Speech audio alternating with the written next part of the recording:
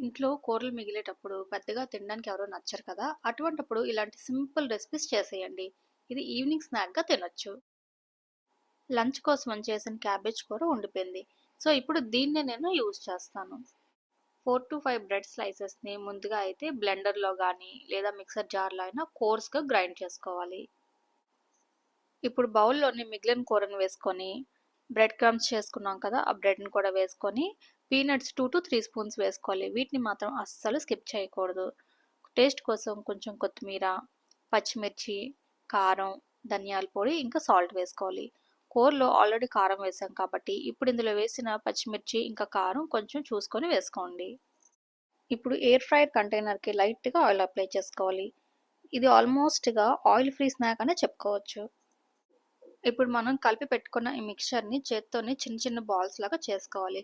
ఇలా చేసుకునేటప్పుడు లైట్‌గా కొంచెం ప్రెస్ చేసుకుంటూ చేసుకోవాలి. అప్పుడే ఇవి విడిపోకుండా నీట్‌గా ఉంటాయి. ఇప్పుడు వీటన్నింటిని కూడాను ఎయిర్ ఫ్రైయర్ కంటైనర్‌లో పెట్టుకొని పైన కొంచెం ఆయిల్‌తోని బ్రషింగ్ చేసుకోవాలి. మాక్సిమం 1 స్పూన్ ఆయిల్ పడుతుంది అంతే. ఇంక టెంపరేచర్ అంటారా? టెంపరేచర్ 140 డిగ్రీస్‌లోని 10 మినిట్స్ పెట్టుకుంటే సరిపోతుంది.